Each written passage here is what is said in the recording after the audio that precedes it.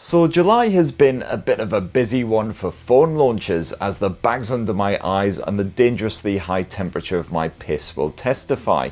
And now that nothing has finally squeezed out its latest blind and blower, our weary eyeballs are turning to Samsung and its upcoming Unpacked event, the last big launch of July. That's right, Unpacked should be the final super hyped phone event until September, when Tim Cook once again attempts to squeeze his facial features into a vaguely human-like smile and convince a bunch of idiots that the iPhone 15 isn't just the iPhone 14 all over again. Honest Gov, gives you cash. So yeah, August should be pretty chill in comparison, and personally I'm planning on spending the entirety of that month consuming enough whiskey to paralyse a fully grown bison, occasionally lapsing into consciousness just about long enough to empty my bladder and pour yet more of that golden nectar down my throat. Anywho, Wednesday the 26th is the big day for Samsung fans, with Unpacked kicking off at noon UK time, so you can conveniently stream it while scoffing down your favourite lunch, be it a warm, freshly purchased Greggs steak bake, or perhaps a reheated Greggs sausage roll, or maybe just a salad if you're doing life all wrong.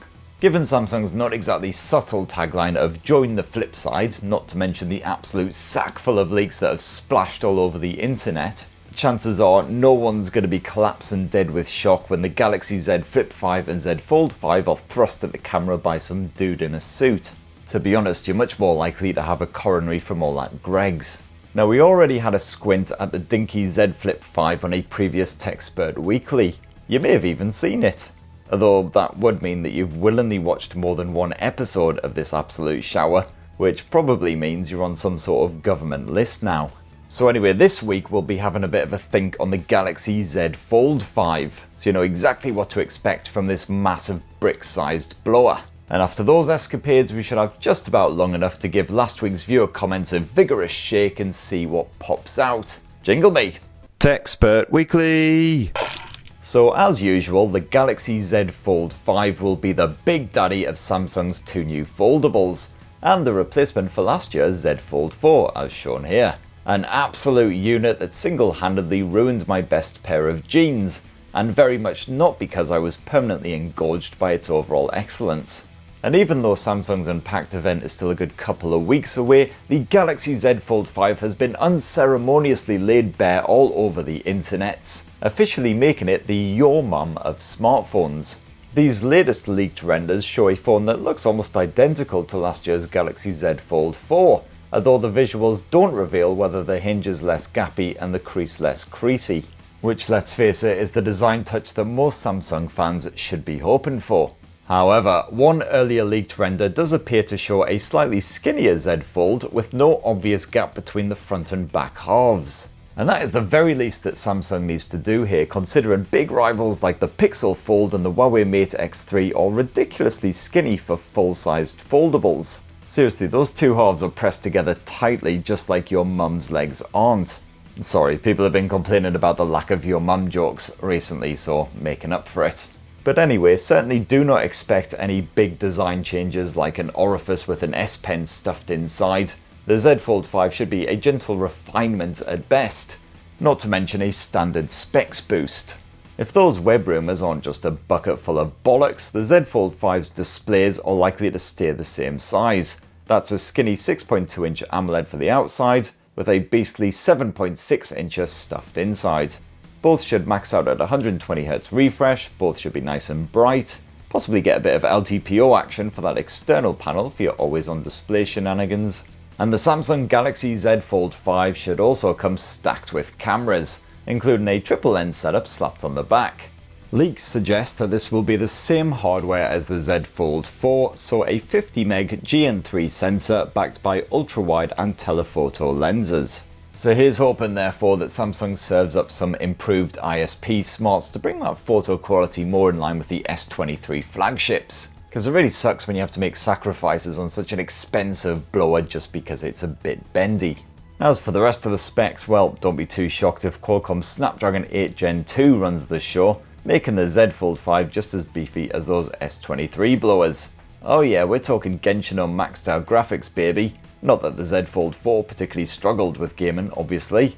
I've got no idea what I'm doing here, but look at how good all this crazy shit looks. One thing these online leaky blokes don't seem particularly sure about is the battery capacity of the Galaxy Z Fold 5. That's one area which is definitely top of my wish list, a bigger battery, so the Z Fold 5 lasts a full day, no stress, no matter what you're up to.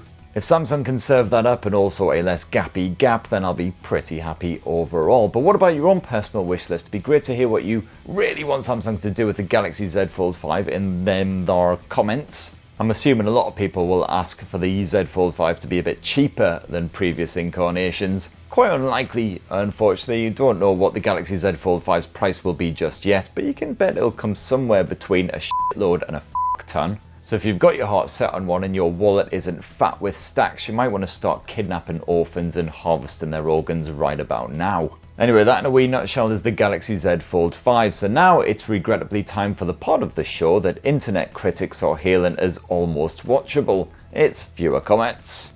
Viewer comments. So let's start this week with John Trimmer. You read John, who says, "You said that being in Paris was just like being in Sunderland, and then you spoiled the comparison with the sun."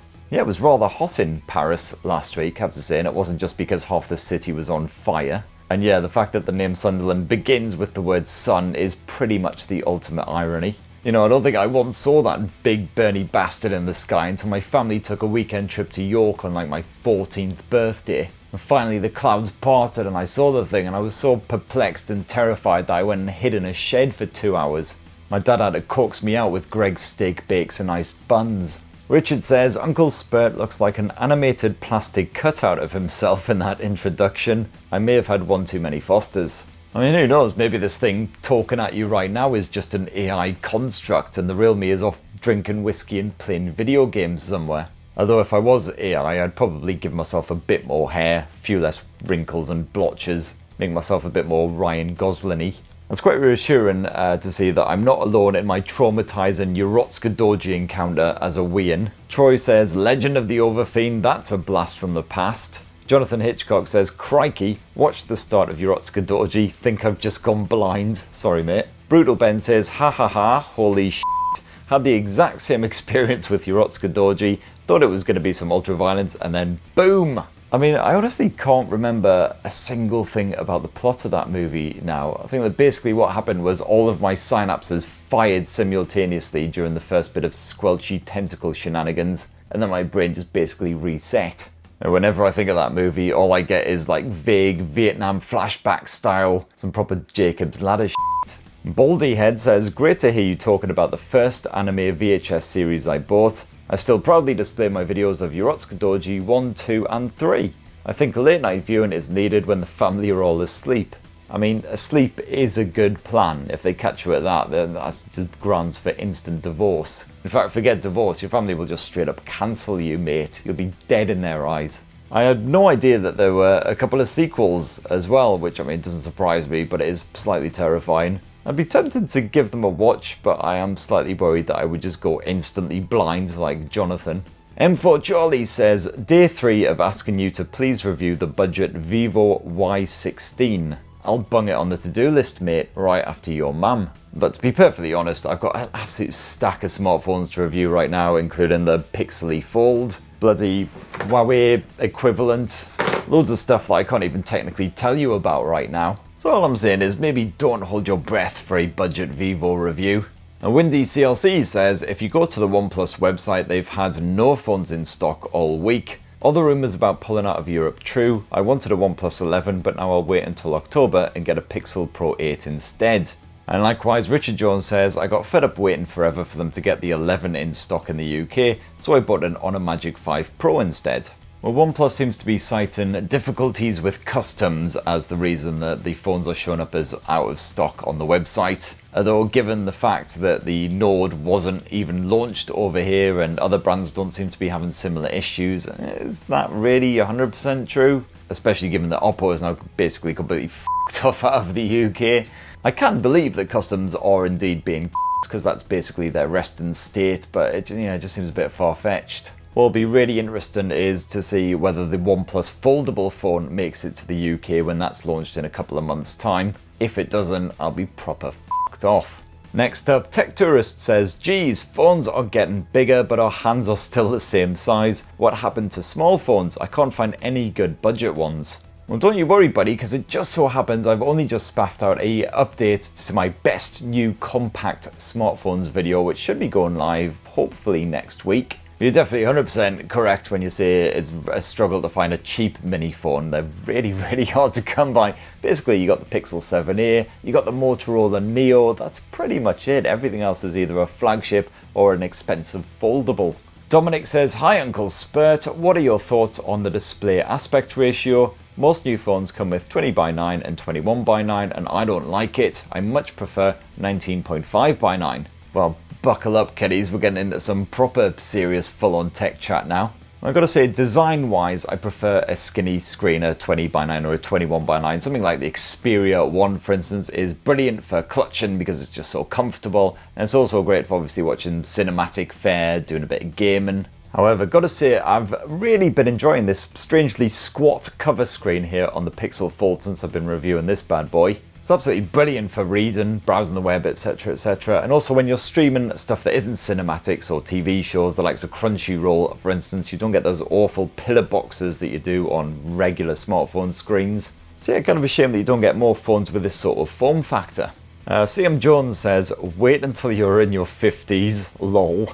I mean, the way that time is absolutely pissing by right now, I won't have long to wait at all. Bang out of time, so better make this the last one for the week. Andy says, do not ever change your channel, it's the best on YouTube. That's very kind of you to say so, sir. How is life as a refugee in London? I'm considering looking for asylum away from the northeast. Well, you generally have to walk a wee bit further in order to find your nearest Greggs, but they're definitely getting a lot better on that front. They've even got that one in Leicester Square that's open until 2 AM most days. And I realise that's probably about the 4th or 5th mention of Greggs just in this episode alone. I swear to God they do not sponsor this channel. Although, if anyone from Greggs is watching, I would very merrily munch on a chicken and mushroom bacon every single review if you just give me one of those flippin' VIP cards. Also, Andy, good frickin' luck finding a chicken parma down here, mate. They just don't seem to exist. If you go into a greasy late night kebab place and ask for a chicken parma, they'll just stare at you like you try to mount their giant elephant leg of meat. And definitely never ever ask for chips with gravy down here. They just do not know what they're doing and basically just slop a load of OXO all over your spuds. And yeah, those are all food-based observations of living down south. But maybe next week I will discuss the whole price of a pint situation down here, even though it makes me so angry I shake like I'm in glass. Anyway, bloody massive thank you to everyone who commented last week. Please do smash your comments down below and we'll try and pummel away through as many of those as possible in next week's show. And speaking of next week, this is about next week.